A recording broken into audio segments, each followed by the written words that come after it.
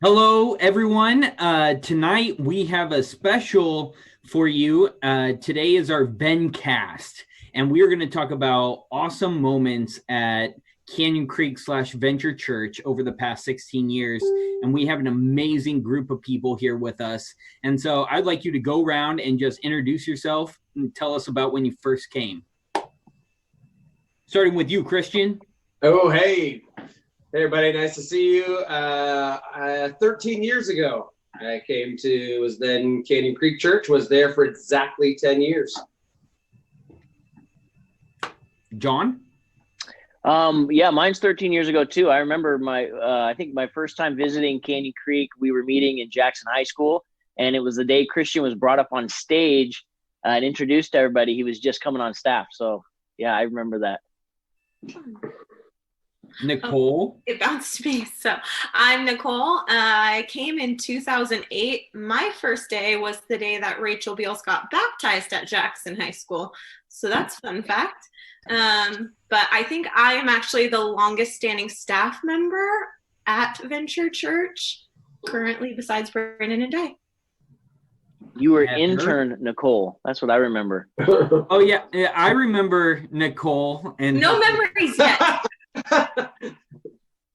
Heather? Heather, and I just did the math. I've been there for 16 years. And Pastor Brandon? Yeah, I'm Brandon. I started the church with my wife almost 16 years ago. Awesome. I'm Chris Boone, and I've been going to the church since it first started. With a couple of years, I went to California. So been there since the beginning when Pastor Brandon showed a Simpsons clip on the first Sunday of our church. So right now, we are going to discuss what are top 3 memorable moments. And Brandon's gone. He went swimming. Sorry, somebody was knocking on my door. Did a shark get him? I had to tell them, no, you can't come in. This is going great. So I'm assuming Chris introduced what we're doing? Yeah, we are going to... You would never put up with this from a staff person. He was banging on the door. What was I supposed to do? We are going to be going over our top 3 most memorable moments, whether they are funny or serious or cringing. And I do not know what you guys are going to say at all. And so we're going to work our way up. So we're going to start with number 3 and then work our way up. If you have something that you would like to add, just raise your hand and we'll let you add in that moment. So I would like to first hear from Heather Taylor. What is your number 3? Not your number 1, your number 3. I had a hard time remembering a lot of this stuff. And so I think one of my favorite things happened at the Everett campus. And I loved the Everett campus so much because I felt like I kind of came into my own there. And I had the cafe and I loved it there. But one of my favorite memories was going into the auditorium one day, and it was in the winter time, and we didn't have the funds to heat the entire building because it was enormous and we had a very inefficient boiler. Yes, we had a boiler, and it just made it so that we isolated in the office. But unfortunately, Sky Holzinger, our media director at the time, did not have an office with us. And so he would go into the auditorium and he would freeze. He would have to wear gloves and a hat and a big parka trying to put everything together for Sunday morning. And so he got creative and he made himself a little fort. So he had a blanket fort over the media booth, and we would have to go and ask for entry into the fort. And so that was always a funny thing that we would refer to as, can we build a fort like Sky? But nobody built a fort like Sky because he had like all the technology in there. So yeah, I love Sky. I think there's going to be a lot of stories where Sky's name comes up. I just have a feeling. He's genius. Hey, Brandon, what are your thoughts on that, on the whole fort business? Yeah, well, what I remember about the heat in the Everett building was how complicated it was to turn it on. And so I had to assign our POC, or our pastor on call, to come in, especially on Sundays at 4 a.m. They would have to come in because we'd have to use a broom handle to turn the heat on. And so whoever it was would have to come into the building at 4 a.m., turn the heat on because that's how long it took to heat up the building. They would have to shower, get ready, everything at the church. Those were the days. Which was terrifying, by the way. Being in that building alone was terrifying. And nobody came at 4 o'clock. We would just spend the night there waiting in the terrifying cold building. Yeah. That's awesome. Nicole, what is your number 3? I don't know how to put things in order, but I think it would probably be way back in the day. This was probably 2009 or 2010, maybe 2010. We did our staff retreats to Las Vegas and did a pretty epic scavenger hunt. Are we going to bring that back? We won. Christian Scavenger hunts. Dead in the bushes in Las Vegas. He just like pretended to be like passed out. We have some pretty good pictures of that. Normal. Yeah. Yeah. I have a gut feeling that a lot of these are going to be, you're going to understand why one of our themes as a church is everything's an experiment. So I've had a lot of terrible ideas. So it was over 120 degrees in Vegas. They are running up and down the strip. Oh, I'll never forget it. They were all so mad at me afterwards. We were sweating. We were so bad. Do you remember? That reminds me of like Do you remember Travis doing his timeless art of seduction pose in the middle of the strip? Unfortunately. Oh, those days. That reminds me of that amazing race thing that you did all over Seattle too, which was a big scavenger hunt everywhere that you had. Oh, we're going to talk about that later. Okay. All right. Somebody that's bringing up. Okay. Sure. All right. For sure. Christian, you're number 3? Number 3. So when I started at Canyon Creek, we were still meeting in the office building. In fact, my first day, we were moving out of the office building. And Brandon and I had a powwow where we decided to move into the hub. And we gave it a cool name because we felt like it was going to be this epic center where we all met and worked. But it was a dungeon next to a garage that smelled like diesel fuel. And so the hub day, interesting. Yeah, there was good barbecue there. But my memory is that we saw the Ashway. It wasn't long after that. We saw the Ashway building.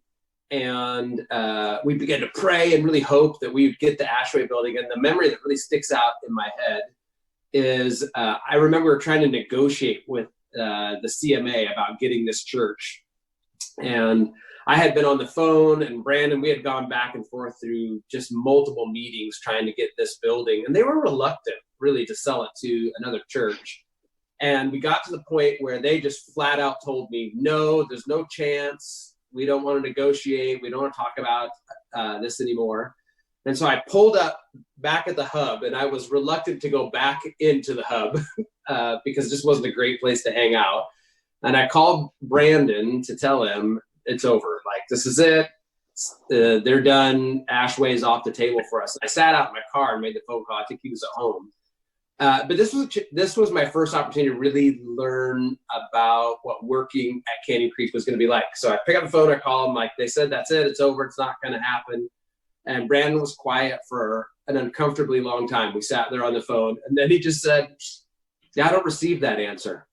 I'm like, no, they said no. He's like, no, I don't take no. And I wish I had time to tell you the rest of the story, but we ended up buying that building shortly thereafter by buying it through somebody else who then turned around and sold it to us.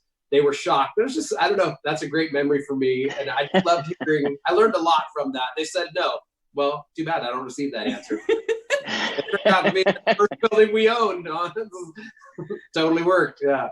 Oh, I love that hub. Blue walls. Brandon got all these youth leaders together and was like, hey, you get to make this room to look however you want. And all these girls thought that they were interior decorators, and they were 21 years old. And someone decided blue Smurf. I know who it is, but I'm not going to. Ask Heather about educating her child there. That's what I want to say. Here's my memory of the hub. Heather was so mean. You were mean. No, you were mean. Livy was a blast, but you were so mean. We were at the hub. You were at the height of your craziness as a boss at that point. Yeah, I had left this mega church in California where my office as a youth pastor was the size of the entire hub, and now I was. At least you had an office. He had the one. Seriously, we were all stuck in a room. I was with Cassie, I was with Rocky, I was with Sky, and I was trying to homeschool my daughter in the same thing. It was terrible. I had a nervous breakdown in that amount of time. And then one of many. That fueled with all of the gas smell that would waft in. That actually would have been what helped me. John, what's your number 3?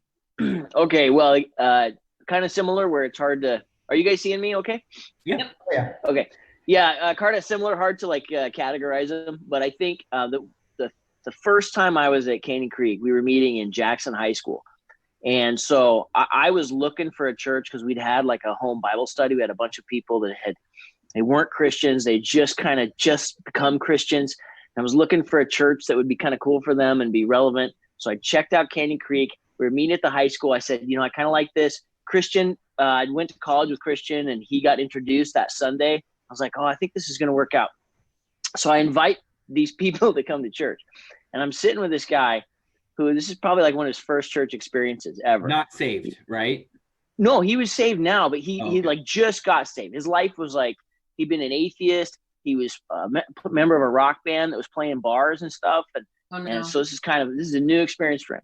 And we show up in there and Brandon had a sermon on like relationships of some kind. And there was a media clip that he'd asked, well, we've already said his name, Sky. So he'd asked Sky for this media clip, and it was from a movie, and it was supposed to just be like 30 seconds of this part where it was sort of like a couple arguing, but it wasn't like bad. It was like, I just want you to want to do the dishes. And she's like, well, who wants to do dishes? Like, and he was supposed to just cut out that little bit. And I don't know if something happened where he didn't edit it at all, or if the one he edited didn't get put in the queue, but what ended up happening was the full clip got played. So Brandon brings it up and it starts out innocent enough, and then it just degrades into this really long, uncomfortable, horrible, bitter argument between these two people. And at the end of it, she's screaming at him and swearing at him and pointing her finger at him. And it just went on forever, and it stops. And there's Brandon standing up there on the stage in front of this whole church. And I remember he just looks out and he goes, well, you guys think it's uncomfortable where you're sitting. Like this. And I'm sitting there with this guy. This is his first time like ever in church. And I look over at him and he looks at me and he goes, oh, I am so coming back next Sunday. Like after service, Brandon is at the door pleading with people to please return the next Sunday and not to abandon the church, after this video mishap. And the people that I brought thought it was fantastic. That probably sealed the deal for them.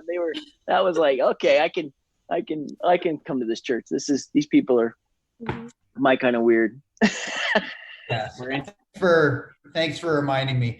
Why I do service run-throughs now ahead of Never play anything that has not been vetted. Sky was really tired. He had a lot of videos. Yeah, building out of his fort, Or waiting until 11 o'clock the night before to start the video.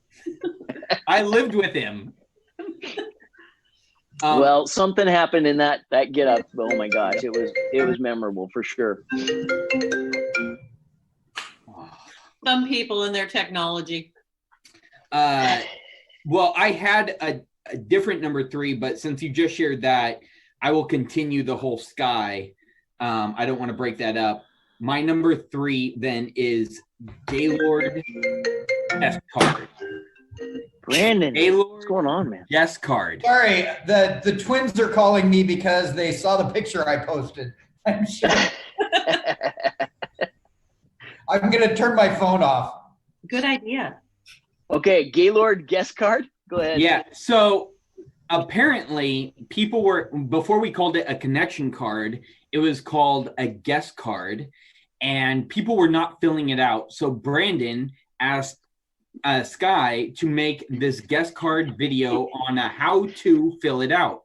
I told you his name is going to come up a lot. After work, I would occasionally come to the church offices and hang out and help and do whatever, play darts. And Sky's like, hey, I need your help coming up with an idea to make this really creative for the guest card. And I was like, okay, well, what do you have so far? And he pulls out this giant man-made guest card that he was going to put over himself, and he was going to be a talking guest card. And I was like, okay, well, since you went through all that work, what is the guest card's name? And he's like, I don't have a name. I'm just going to call it guest card. And I was like, well, when I was a kid, we had Buddy Barrel, and we'd put change in it and give it dictionaries. So Buddy Barrel. So it needs to something with guest card. And so I was like, how about Gaylord? Because I just saw Meet the Parents a couple days before that. And I was like, we can call it Gaylord guest card, not thinking he would ever go with it. And he's like, that's great.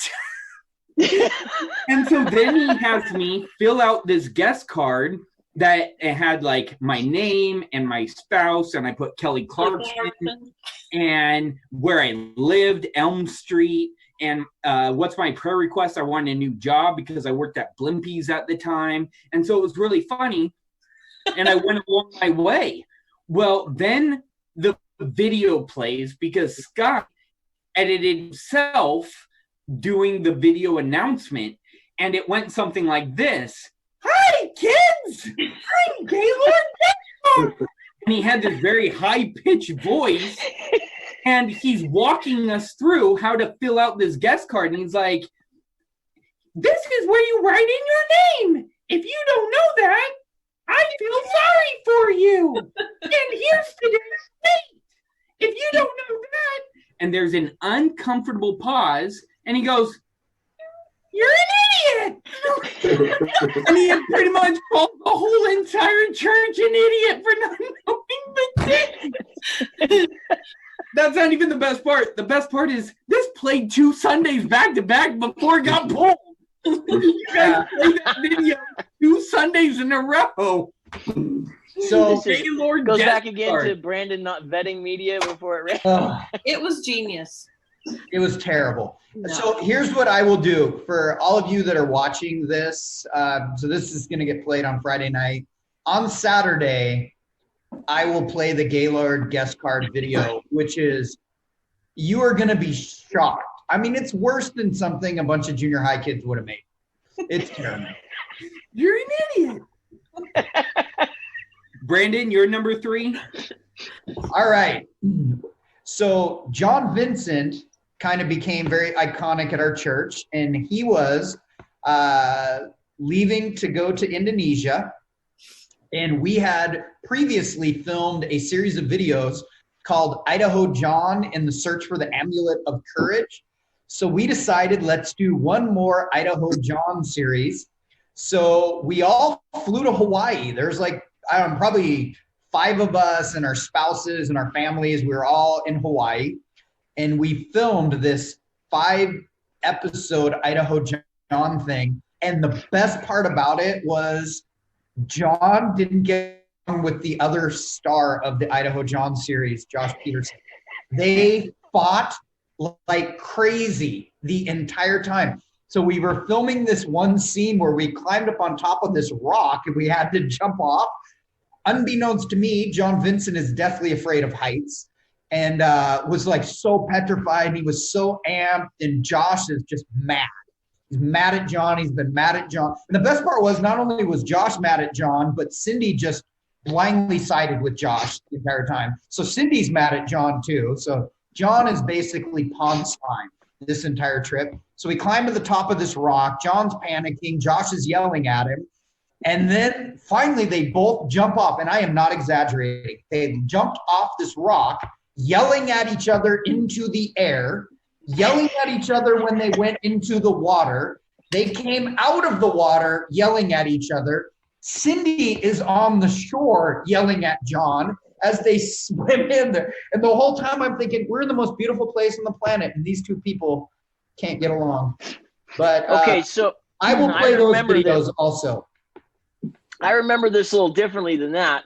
We had gone out to film at a place where we were in the ocean trying to get a shot. And remember, Sky, I think, was dating Marin at the time, and Cindy was pregnant. Like, she was going to have a baby. And they had given those girls a time we would be done. And, of course, that was silly because, like, there's no way we could do that. That was for sure. So we were battered around by these waves forever, and it took so long. So by the time we got back, these guys are in the doghouse. So the next day when we went to film that thing, it's not a rock, it's a cliff. We're like 30 feet off of the shore. Brandon doesn't like heights, and I don't like heights. But Brandon has to not think about it and just go. And I have to psych myself up to do it. And Josh is caught between, now he's kind of in the doghouse with his wife, and I think he just sort of got frustrated at the end of that. And he was just yelling at us to jump. Just go. He wanted us to jump from the highest spot. You know, we were trying to figure out where we're going to go. And we were like, well, this spot here will give you a better angle. So it just, like, at some point, he's yelling at me. I'm trying not to throw Josh off. He had my camera, see? I was, like, tempted to throw him off into the ocean, except for he had my camera.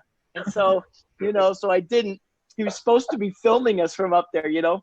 And yeah, everybody around was like, what is this deal? So finally, you and I were the ones that jumped. We jump off of it. I don't know if he ever actually filmed us from up there or not.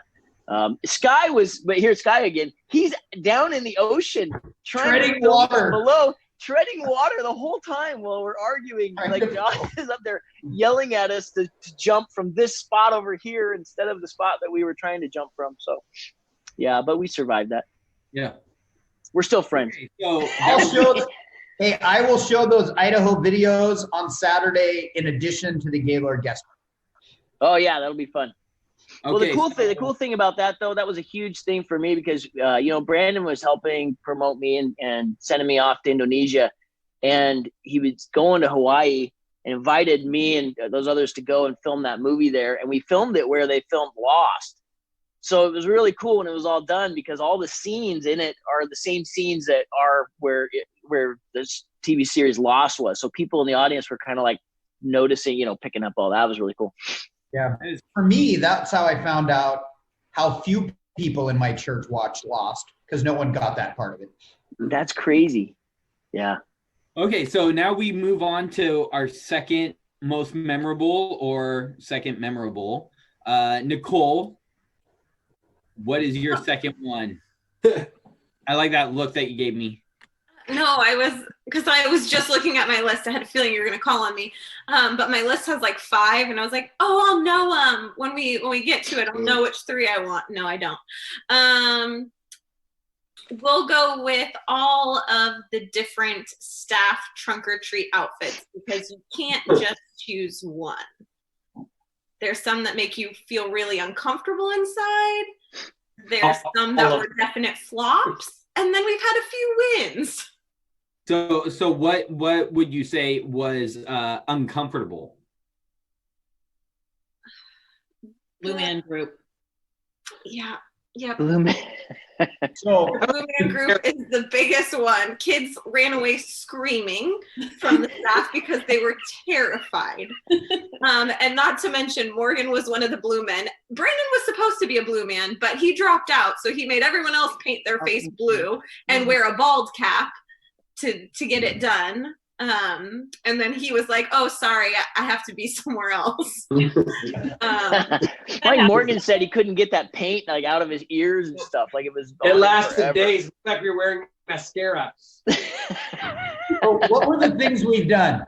So we have been male cheerleaders, lucha libre wrestlers, bikers, Secret Security, Ghostbusters, Secret Service, yeah, Secret Service, Avengers, dinosaurs. Oh, the flop, tacky tourists. Oh, yes. Tourists. That was yes, I posted that on my Facebook. Yeah, I liked it. It was an easy outfit to wear. I think the flop was Because it was already in your closet. The what? The rabid hockey fans that it was just you and me, and then nothing happened except for I was warm.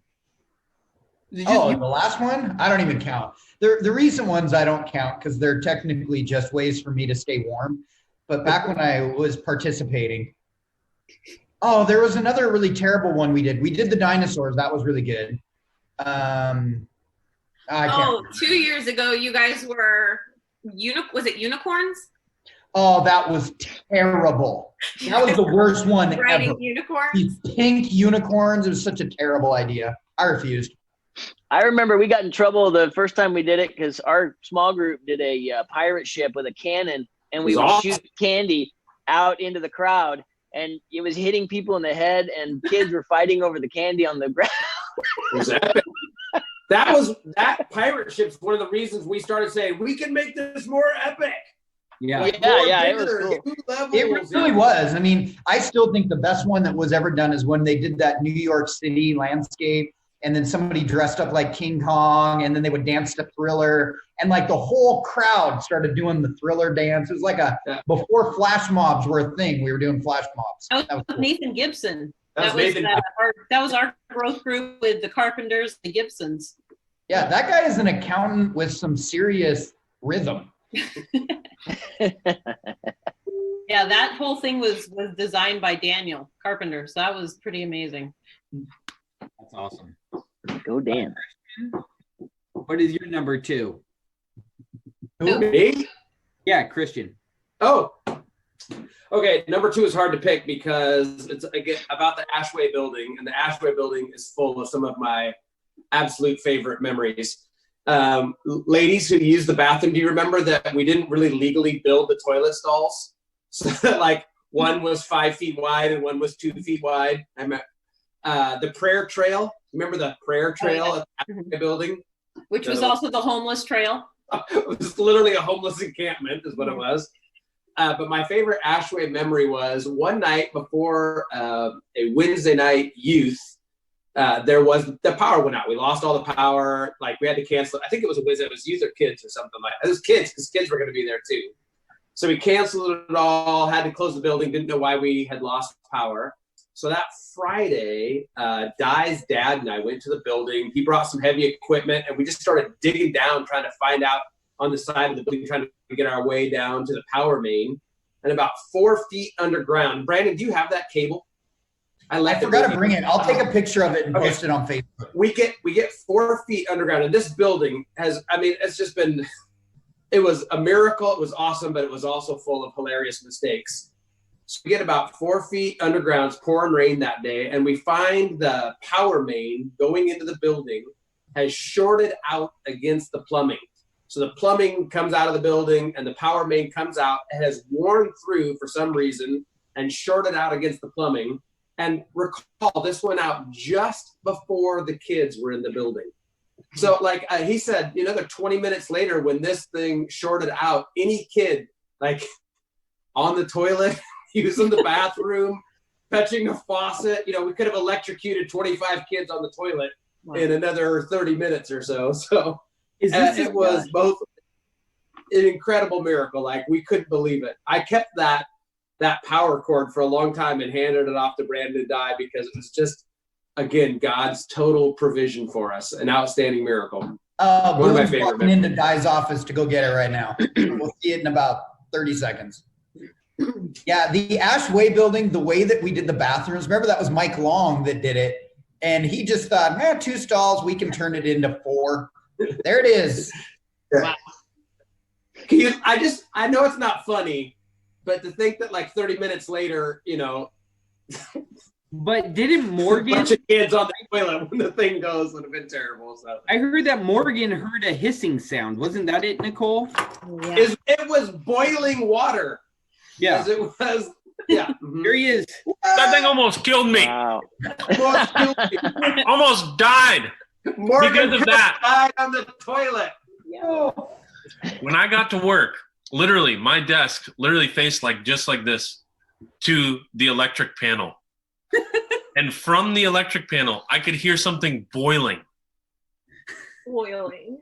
Not hissing, boiling. Little did I know it was water pouring into our electrical main. I just appreciate the fact that you refer to that as an office. That little. It was a closeting Do room. you remember how the walls would sweat? You remember it was like sweat? Double beginnings. We had like 6 people working out of that terrible room. Russ Jorgensen was down in that hole too, right? Russ Jorgensen put Hockey. deer antlers on the wall down there. And his giant disc. Yeah. I'm in my glorious new church building. Oh, it's so Remember nice. we found a rat in the oven there when we were cleaning out? Like literally there was a giant rat inside the oven. Good Yeah. times. I remember when we bought the building, we bought it sight unseen, and we had to bring like 3 like huge containers of garbage to the dump because there was so much stuff left in that building. It was terrible. Terrible. We made it look good. Heather, what is your number 2? My number 2 was also at the Ashway building. I think because when we were in the hub, we had to spend so much time close to each other that there was some serious conflict.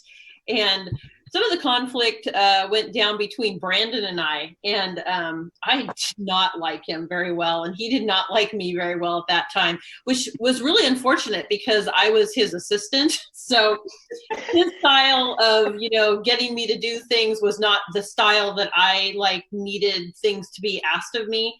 And when I would push back, I got well, I'm the boss, so just do it, which really made me angry.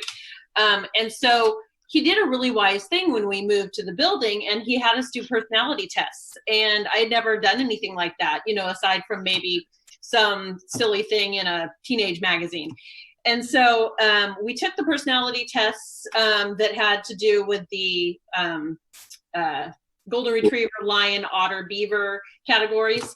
And I was really sure, because of what I'd been doing for so long as far as a job, that I had to be the beaver category, which is very much zeroes in on details and is really organized. And it ended up that I was lowest in that category. It shocked me, shocked Brandon, but there was this epiphany that I should not be in the position that I'm in doing all of the details of a church, because that's my lowest, that was my adaptive style. And I think I was doing an okay job aside from the, problems relating with Brandon, but I was really unhappy. And I didn't realize it. I loved working with my friends, but I didn't like the actual job. And so when Brandon and I discovered that, he put me in a new position, which was great. He just said, you're in the wrong seat on the bus. And so he started giving me jobs that had more to do with people. And I loved it. And honestly, I'm so grateful that that ended up happening, because it was through that personality test that I started really discovering who I was, what I was gifted in. And it made a whole new life redirection for me, to which now I'm graduating college in another month or 2, and I'm starting a whole new career. So thank you, Brandon. So a couple things I would say that is, first off, it's actually what started Nicole, because then Nicole became my assistant and the rest is history. My favorite thing about Heather was Heather just, all she wanted was people to come in so she didn't have to do the administrative work. She'd be distracted. So I posted this picture on my Facebook of Heather's head peeking above the Cubicle. Oh, what do you call those things? Cubicle. The cubicles, yes. And that was it. As soon as somebody walked in, Heather was thrilled. She'd pop her head above the cubicle. And so we actually caught a picture of her. And then Josh Peterson added in all kinds of bodies for Heather on that. It was my favorite. It was my gopher hole. Brandon, what is your number 2? My number 2 is another one of my horrible ideas. So we had gathered 1,000 toys to give away to the community, and we decided what we were going to do. So in theory, this is very touching and moving. All the pastors would dress up like Santa Claus, and we would walk up and down Casino Road, go to all the different apartments, knock on the door, and invite all the children to come to Walter E. Hall Golf Course to receive toys. Now, here's where the execution got bad.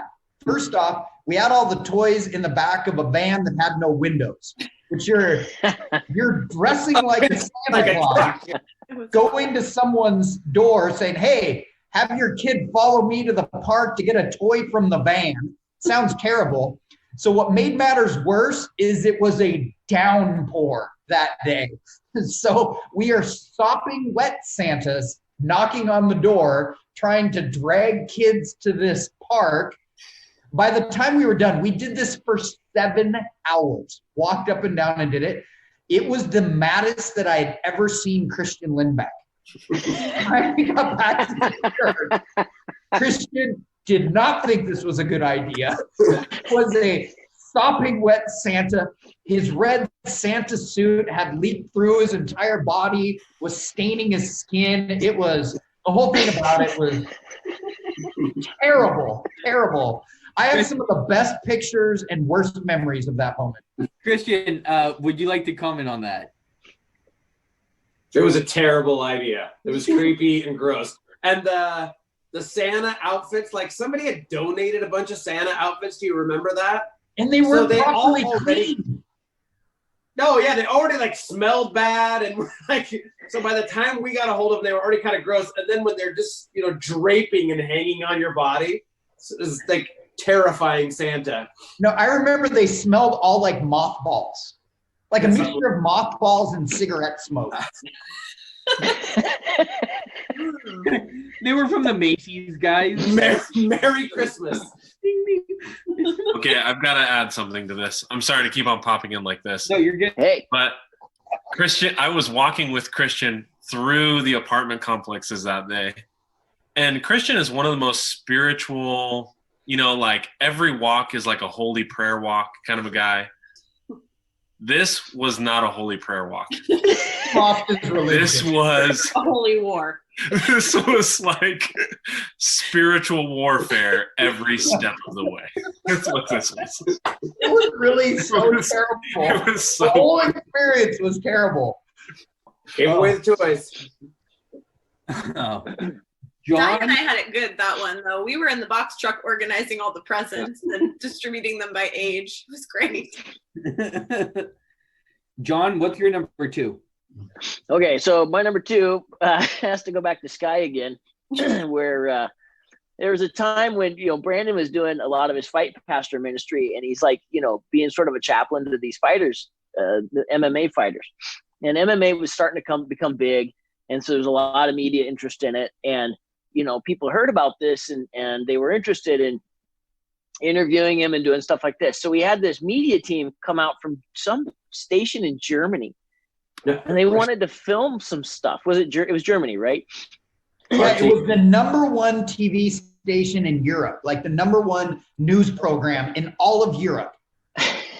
So they come out and they want to film some stuff, and Travis Kerwin is taking them around, and Brandon has sat down and vetted and instructed every one of his staff who these people would possibly talk to, everybody that was going to be talked to make sure that they knew the kind of things to say and not to say, and just, get them ready for media. And what he had not ever anticipated was that Sky would be there. And there was this one scene where Sky just happened to be somebody that was in an audience, and one of the guys interviews him, and he's asking him this question about, well, it's a church and it's Jesus and fighting, and how does that all kind of fit together? And Sky just starts winging it. And, Sky told me later, he goes, I had this thing in my head and it just didn't come out the way that I had it in my head. And so he kind of wanted to say, well, Jesus was a fighter in a sense, that he stood for his principles and he did all this, that he wasn't like weak. But instead he says, Jesus wasn't weak, man. He wasn't like Gandhi. And he literally insulted Gandhi. Insults Gandhi. And nobody knows about this. They edit this thing and they play it in Europe, and all of a sudden we start getting hate mail from Germany about offending Gandhi. And Brandon's like, who offended Gandhi? Travis, did you offend Gandhi? I didn't say anything about Gandhi. Did you? I don't even think I'd ever mentioned Gandhi's name. Yeah, I'll never forget that one. I still have that video too. Finally, it's like this guy's like, I might have said something about Gandhi. So yeah, we were hated by most of Germany. Yeah. Oh, And John's out. bye, John. All right. Well, he'll come back by the time he does his number one. That's my third favorite memory right there. Oh, there we are. All right, I'm good. Yeah, so that's probably my second one is Sky inadvertently creating an international incident with us and Germany. Which isn't the first time he's created an international incident, apparently. He has a few stories of him inadvertently, so don't travel with Sky. Just a warning for yourself. If you're traveling outside of the country, Sky's not maybe the guy to go with.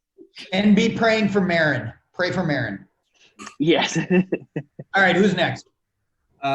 So like I said, I flip-flopped my number 2 and 3 just because it would go along with it. But my number 2 is Brandon used to, and he hasn't done it in a long time because of this story, would bring people up on stage to do to help him with like an illustrated sermon or something. And this was at Jackson High School, and he had this idea of that Sky was going to come out with a sword with Braveheart and like swing it around and give this like heroic speech.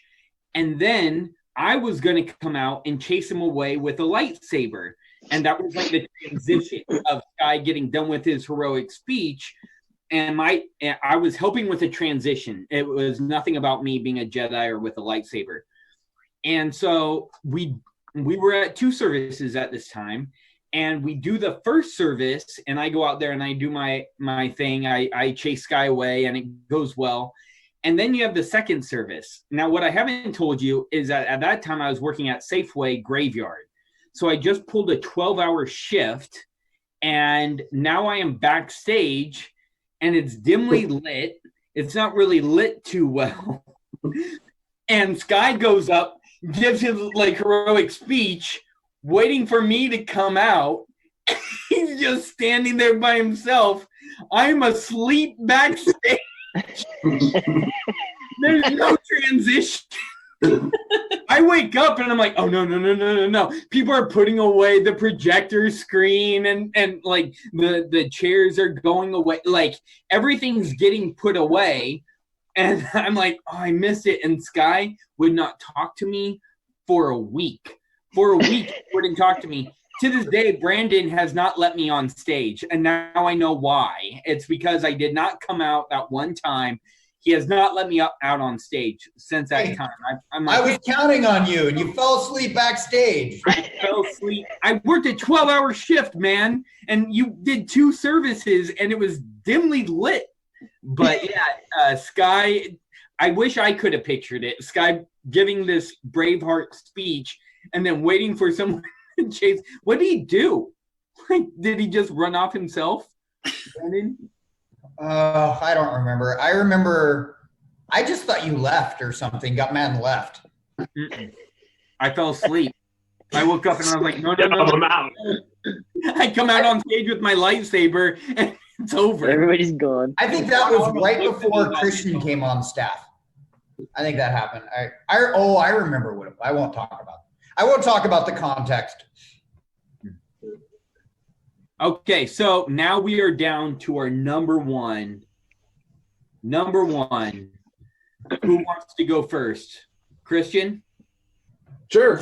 I wrestled over number 1 because one of the most miraculous things, literally in my entire life, happened at the Everett campus. I mean, where I won't tell the whole story, but we were working and putting in a new cable thing, and we prayed for an answer, and God literally led us to a miraculous answer. It's a crazy story for another time, but when I remember all the time that God shows up in just the ordinary places. But the story that I want to tell, the number 1 funny memory, also happened at the Everett campus. So somewhere along the line, months before this had happened, apparently Heather Lane had sent me an email asking me to be the speaker for the seniors night. Like you get to the end of the year and there's kind of a big party, so all the parents show up and all the graduating seniors. And she had sent me an email and I apparently had said yes. And then we hadn't talked about it again. So months and months go by. And I'm at the church because I was meeting a new family for like a face-to-face meeting. And I had planned to meet them somewhere else, but it just ended up that we were at the church. Even telling this story now makes me feel anxious because we're sitting down in the office complex and you can hear it's really loud upstairs. You know, all the youth and parents and family are up there. They're having like a big deal. And I'm explaining it to this new family. It's kind of big seniors night up there and how fun it is. And we're just kind of shooting the breeze and they're telling me the story. And I don't think it was Heather Lane who came downstairs, but somebody else came down and said, "Hey, we'll be ready for you in about 5 minutes." And then walked out of the room. I think, ready for me in 5 minutes? Like, ready for what in 5 minutes? And then, you know, when you have like a realization and it all falls on your head, just like, whoa, whoa. I realized at that moment I had said yes, months and months prior to being the speaker at this event. And I mean, now, what do? I've got like a family here. I'm like, so thanks for coming in. I got to go. And I start walking upstairs because that's it. I have got to go speak for 25 minutes or something. I don't even remember walking up the stairs. I just remember having no idea. I walk into the room and be like, "Hey, welcome, Christian." I walked up on the stage just with no clue of what I was going to say. I think it went okay. I think I talked for like, because I can talk. I talked for like 25 minutes. We're like, "Oh, that's great. Yay, see you later." I walked off the stage. To this day, it's like a nightmare. You know, where you have a nightmare where you're like, "Hey, by the way, you're the speaker." And you're like, "What the crap?" Yeah, that actually happened to me at our Everett campus with our youth ministry. Good times. Nicole, do you remember that? I do. He actually did a really good job. I would never have known. Never. I was definitely the operating youth pastor, and I did not know that story. Well, I don't think I've told the church that story before. I've just told other people when I'm saying, like, when you make a commitment, write it down. You may never know how it comes around to you. Terrifying. It literally still makes me feel anxious to tell the story. Dawn, what is your number one? Okay, so my number one was when I came on to Canyon Creek, we started doing short-term mission trips. And I think our first short-term mission trip that we did with Dan Fortune had been doing ministry over in Honduras for quite a while on this little island called Helene. And they had built like this center there where they would do medical things and, you know, all these different kinds of projects, had a desalinization, plant for water. It was all the stuff we did. And we took this team out to this place. And to travel there, it was like 9 hours just to get there. We had to fly into Roatan. It's a Caribbean island. It has a cool history. Like Henry Morgan, the pirate, used to base out of there. So it's kind of a cool place to be. And then we took this sketchy bus ride up and over these mountains and down, and then these boats that would take us to Helene. So it's just way out there. It's totally off the grid. Everything's diesel generators. By the time we get there, it's 93 degrees and just like, 100% humidity. It is so hot. And we put our stuff away and it starts to rain. So everybody's out there standing in the rain. Like, it feels so good. And me and Rob Thiedens are like, dude, we're going to go swimming because this is the Caribbean, man. We're going back to that dock and we're going to jump into the water and we're going to swim around. So we grab our swimsuits, our snorkels. We go and we run and we jump off the dock into the ocean. We're swimming around down there. I think there were some other people that went swimming too. Curtis Hagen, this is where we first met Curtis. He couldn't swim because he had holes in his eardrum. It was a thing he grew up with. And he was really bitter about it at the moment. Later on, he realized God was kind of saving him. So we're swimming around and, I'm diving down with my snorkel. You know how it fills up with water? You have to come up and you're, blowing all that water out. And later we go back to our room, hang up all of our stuff. And I didn't get lunch or something. And I go back to the room later and something in the room smells so bad. And, you know, we're rooming with a bunch of dudes. So I'm thinking, oh man, it's somebody's shoes. You know, I'm looking around for where these are because those have got to go. And there were no shoes. So I finally tracked down the source of the smell, and it was our swimsuits, you know? And I was like, why do our swimsuits smell like that? And so I walked back down to the beach where the dock is. And I'm standing out on that dock, and you know, this is this beautiful Caribbean bay. It just looks gorgeous. I'm standing on that dock, and I look down the beach, and down the beach, there's like about 5 other docks. And on the end of each one of those docks is an outhouse. So this bay, there's about 1,000 people on Helene, and this is their toilet. This is where they all go to the bathroom. So we're swimming in this. I mean, and my snorkel's filling with water, and I'm like, you know, spewing it out and everything like this. So we've been gargling this water. And by the end of that day, everybody who was in that was sick. I think Mary Morgan was vomiting like later on. And I mean, all of us had to be doing construction things, and everybody's just like sick as a dog after that. And, you know, it's funny. So now, you know, if I ever eat something that's fallen on the ground, it's got dirt on it, and people are like, hey, aren't you worried about getting sick? I'm like, I have gargled Bentley Bay. Okay. I'm immune to everything. You not smell it when you dove in? No, it didn't smell like anything. It was the ocean. It just didn't. It was a little bit of algae. We noticed some algae down there. That is not algae.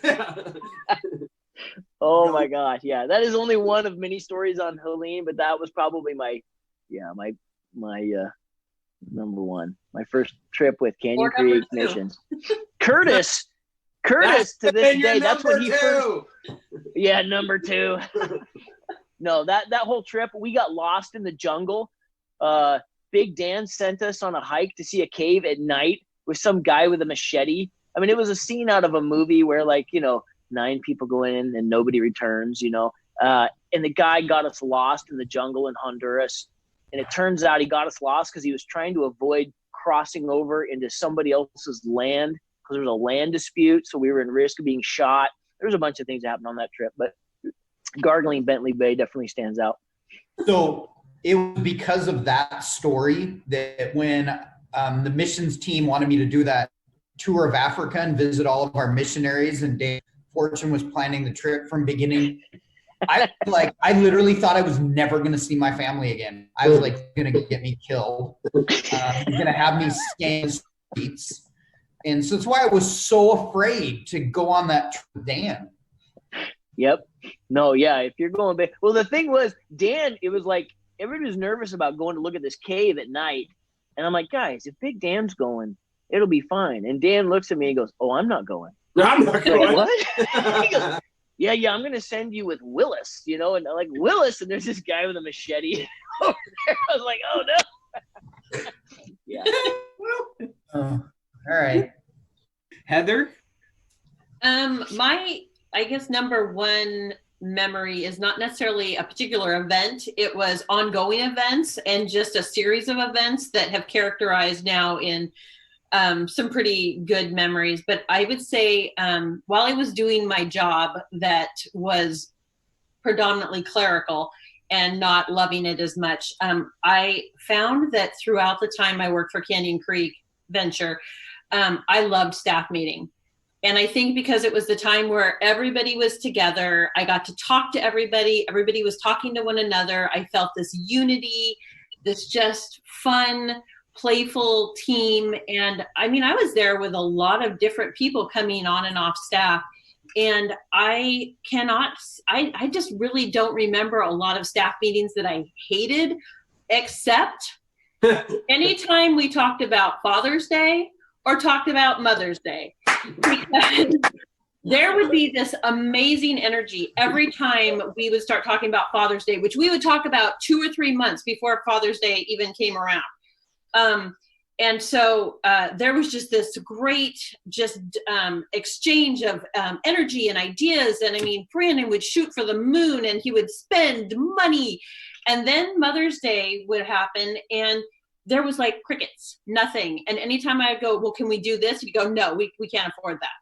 And it I would get so angry that I would see, and now I still have PTSD. Now, whenever Mother's Day comes along, I'm like, oh my gosh, I don't want to plan anything. And we always had to execute. And I was just like, I can't handle this. I hate this. I hate this holiday now. But I did find there were some amusing things, like when we were trying to figure out what to do as the giveaway one year. And John Weitzel was on staff, and he knew that I was already frustrated because we were getting shot down with all the ideas we wanted, but all the ideas that were coming up and being acceptable, we thought were stupid. And so John decided to be funny, to push my buttons, and said, what if we gave away aprons? And I was like, oh my gosh, I am going to kick you in the junk. I'm so angry at you. And so I kind of like pulled out of talking about Mother's Day, Father's Day, probably 3 years before I actually left staff, because I didn't have a good attitude going in, and I certainly wasn't going to make any friends in participating in the conversation. And then of course, Brandon, every time we would start to talk about it, he would poke, just to get my reaction. And I usually reacted. So Nicole, what do you have to say about that? I'm just from your end. Everything she's saying is true. Well, there was a reason why. It's because, like, Moms. we don't know what women want. So we would come up with these amazing ideas for Father's Day, and then we want to come up with the Mother's Day. My favorite thing about it, like, Di and Heather are best, but never agreed whenever we talked about Mother's Day. Heather hated any idea. Any idea was not sufficient. Then Di would get frustrated. Nicole would get frustrated. And my favorite thing about meetings, first off, the fact that Heather did love them. Most people hate meetings. Heather loves meetings. Christian strongly liked tension in staff meetings. So if there was any conflict, Christian would get really uncomfortable, and it always happened over Mother's Day because we couldn't. Christian, why do you think we could never figure out Mother's Day? You remember you had a fundamental ministry rule. If I had a top 10 things to learn from Brandon Beals, number 3 would be, you can never win with Mother's Day. You'd be like, trust me, Christian, we're going to go into this conversation. I can't win. There is no correct answer. Well, there was never the energy that we would come in, and he would never come to the table with any ideas. And I'm an in-the-box thinker, so I was there to execute somebody else's processes. And he didn't come with a process, and he didn't come with any creative ideas. And so then he would look at Di and I, and at times Di and I were the only females on staff, and he'd already told Di she was going to speak. So pretty much all the execution of the gift and the different things fell on me, and I didn't like any of the ideas, so it was hard to get some enthusiasm over it. And so there were so many times after the staff meeting, I was like, I got to get a new job. I'm searching Craigslist because I got to get a new job. To this day, I still can't think of what the right answer is. But with dudes, it was always like, I don't know, let's turn a chocolate fountain into a nacho fountain. Yeah, or throw bacon on the plate. Yeah. Or we gave the guys squirt guns one time. I mean, guys were like, whatever, but we would come up with every gift and nothing. That's not true. For the women. That's not true. No, not true. To this day, I don't think we've ever done anything for Mother's Day that the moms have liked, other than that video about the You're a Mom thing I posted last week. Always do You're a Mom. No, that wasn't a big deal. We liked the truffles. The truffles were good. Nicole, what's your number one memorable moment? Well, I'm going to go with a youth ministry moment because that's where I served for the longest. And it has to be when we had winter camp all planned. We're ready to go, and we could not get over the pass because it closed completely because of snow. So we had to cancel going to Leavenworth. And we didn't want to cancel winter camp, so we're sitting there like, what do we do? And this was at the time where we were selling our Everett campus and going together at the Mill Creek Dome. And so we had this building sitting empty, and it was literally the last week we were in possession of this building. And so we're like, okay, well, let's do winter camp at the building. And so we came up with this big elaborate thing. We got the kids on buses. We loaded them up in Mill Creek, got them on the buses, and we're like, oh, we have to stop. And we forgot something at the Everett building that we need for sound, but we took them like to go get ice cream first and like took them this roundabout way. And then we're like, yeah, David forgot something for the band. Sorry guys, we got to stop. And so then we get there and we're like, oh, well, it's going to be a minute, everybody off. And little did they know we had the whole building decked out as camp. And so we made winter camp happen at the Everett building in our own town. And it was actually the best winter camp. I mean, Tony will say that all the ones that we've done since are the best winter camp, but I think that was the best winter camp we've ever done. It was amazing. Oh, for sure. Yeah, I would say I have spoke easily to 100 winter camps in my lifetime. And speaking at that one was the most enjoyable experience I've ever had. Because you got to go home afterwards. Yeah.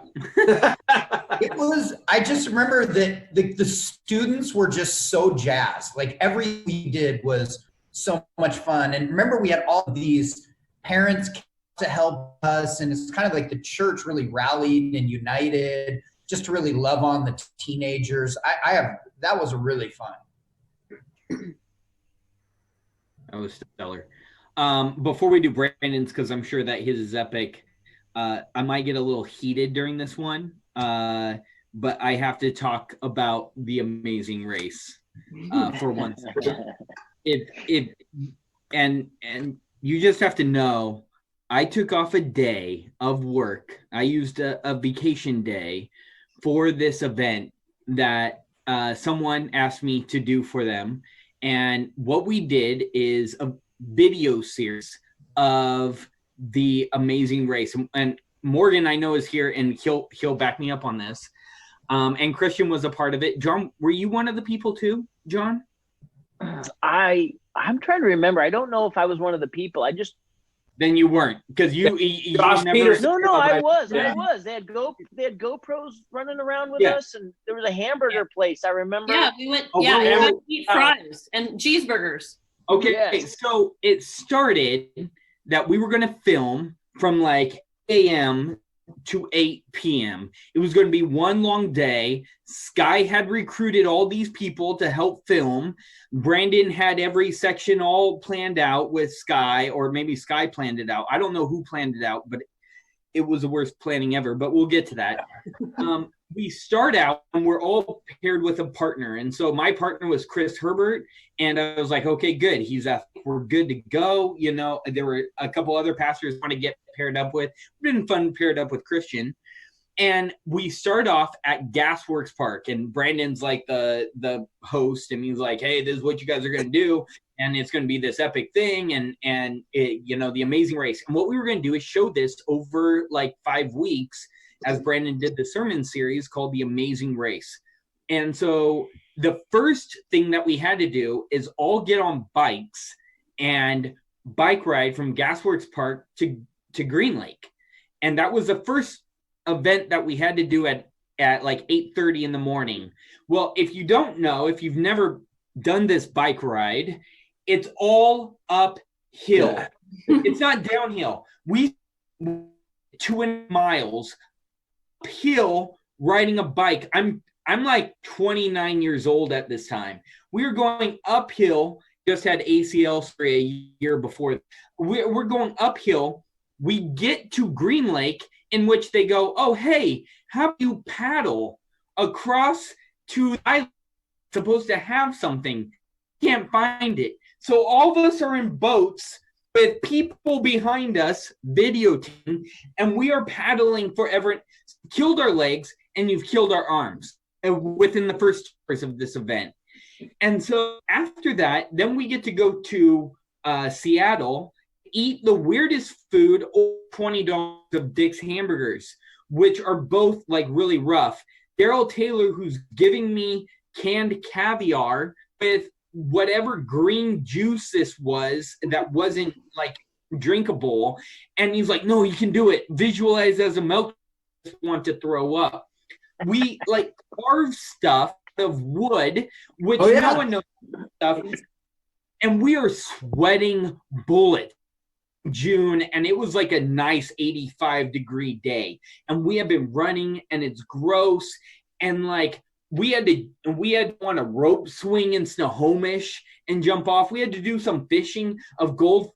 We had to go to like an airport and be the first ones there in Snohomish, and you would get a free wedding cake, which I was determined to win for my wife, this wedding, right?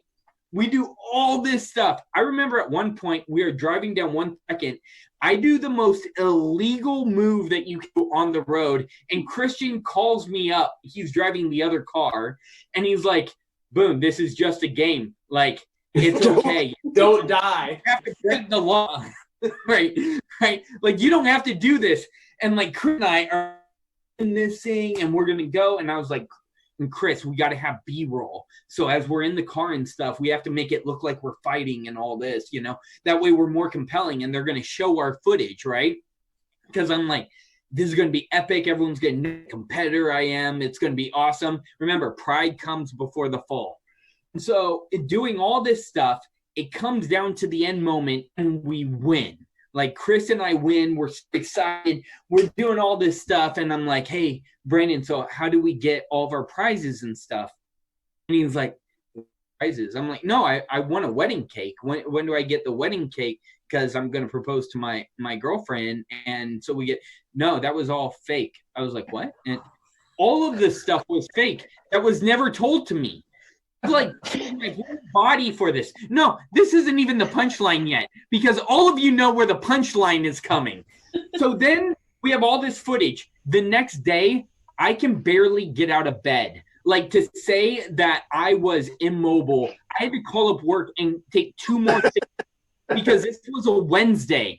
Like, I could not move any part of my body. Heather can attest. I lay on my couch for 2 days. You think turkey bowl is hard? No. Like, I could not. I had to call Kathy Coffee and go, hey, sorry, I can't come in because I literally cannot move. 2 weeks go by. I go up to Sky, who has filmed this thing, who's supposed to be editing it. I'm like, hey, man, so when's it aired? Does it look good? Does it blah, blah, blah, blah? He's like, oh, well. And if you know Sky, he already talks super slow. But when he's another hour, and he's like, well, the footage isn't, and we can't really hear people. And what are you saying, Scott? We can't really use the footage. We didn't even have usable footage for a promo video, like, because he recruited all these high schoolers. None of us are mic'd, so nothing got picked. Never seen. No one's seen this footage. Never. Not one bit of it. Killed ourselves that day. Like, I'm livid, Sky. Like, nothing. 12-hour days. Typically, the Amazing Race, they get to film over like 3-4 months or something like that. We did it in 1 day. We killed. The prizes never came through. I never got a free wedding cake. Killed body and doing all this stuff thinking, hey, we're going to get the prize. And then I was like, oh, hey, I did it for the church. The church will use me out of. That's all that matters, I guess. And on my merry way, nothing. You have never seen to this day that footage. I've never seen one bit of it. You know, neither have I. My only memory of the Amazing Race is that Rocky Hawkins, like, remember, you guys would have to like give me gifts at different, and so you had to make the chainsaw sculpture, and so he made me this little teddy bear, and so it actually sat in my backyard for like 8 years. That's my memory of it. That's funny. I'm remembering now because I was there. I was there as one of the video guys for the hamburger and the Snohomish rope thing. That's what I remember. My thing is, I couldn't figure out why every time I'd meet anybody at one of the pit stops, you guys were all in such bad moods. Because I didn't think nobody knew where to go. Nothing. Yeah. I put the guy into that thing. It was his vision. They didn't think about what we're doing. So it was like, who decided at the very beginning of the whole thing, we're going to gas them by 2.5 miles up here. Like, all you guys did was go, oh, this is to watch them do. This would be really cool. This would be really cool. And by the end of all the really cool stuff, nothing worked. Nothing panned. It was just, yeah. I told you guys that Sky's name would come up in this discussion quite a bit. I love Sky. That guy. Yeah. All right. Do you want my number one? We'll call it a day. Yep. All right. I have one honorable mention, and then I'll share my number one. My honorable mention was now at this point, I don't remember exactly what Heather's role was, but I think Heather was like, were you like the front desk person? I don't remember exactly, but Heather was moved into a different role. And Nicole was now my admin. And one day she just didn't show up to work. She didn't do this. And so I was like, is Nicole like really sick? What's going on? And so I called her and I said, hey, Nicole, are you okay? And she goes, I'm fine. I said, why aren't you at work? I'm annoyed. You called in annoyed? So I've never asked, what were you annoyed about? You. No, it actually was not him. I was hourly at the time. Let me put that out there. And so it was kind of told to me like, hey, work these number of hours and get your job done. And I had already gotten my job done. So it was just adding more hours, just to throw that out there. I don't just not show up for work. But you had put me in charge of the interns for one day, and I couldn't do it. And you were going to put me in charge of them again for the next day because whoever was running them at the time was gone. And it was Jimmy and Leanne and Gillian and Kanan. And they didn't do anything you asked. And they just sat there and canoodled. And I was so over it. They had done something. I don't remember what it was, but I was like, I'm going to kill them if I have to be with them one more minute. All right. So here's my number one. You ready for my number one? Do we bring up what Nicole interned with the guy and greeted everyone, and now she runs our guest care team? Do we get to bring that up? He just stood there. She didn't say hi to anyone. She just stood there. That's what I first remember, Nicole. She was intern Nicole. She stood at the greeting table at Jackson High School. That when I first came to Canyon Creek, it was Nicole. She was like, I think in college or just out of college. I don't know. All right, I'm worried we're losing connection soon, so I'll share my number one. So my number one memory ever was I'm at Jackson. The place is packed. I think it was like Christmas Eve or something, Palm Sunday. It was some like big service, place standing room only, and we're doing communion. Passed out all the communion emblems. I do my communion. If you've been a part of our church, you know communion is a very sacred moment for us. I always give an altar call for salvation in the middle of it. It's like a tear-jerking moment every time we do it. So everybody ate the bread, and then I was doing my little speech about how this cup represents grace. It's not what it is that matters. It's what it represents. And now let's drink grace together. And as everybody drank, it was so gross. They accidentally used prune juice. So I'm standing on stage in the middle of this moment, and it is disgusting. And I just had to acknowledge, I made a mistake. Fed you guys prune juice. We thought it was fermented or something. Who was in charge of that? Yeah. Let's just blame Sky. He's everything else is Sky. So. You know what it probably was? It was probably Travis Kerwin. He did it. How did Travis get away with not having his name mentioned this entire time? The whole thing. Yeah. Isn't Travis the guy who's inside the rabbit suit? Yes. Yes. Yeah. Travis was Sky's right-hand video guy.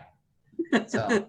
Yeah. Hey guys, thank you very much for all of your time. I know all of you guys are busy and things like that, but it's really fun to kind of reminisce. And we're going to show this again Friday night at 7:00. I think all of our people, past and present, are going to get a kick out of seeing all of you and hearing these stories. And I'm sure in the comment section will be lots and lots more stories that we probably all forgot. So thank you guys. Honestly, love you guys. Appreciate all of your time. And Heather, I forgive you for all the times you were mean to me. See you guys. Same. Right back at you. Bye, guys. But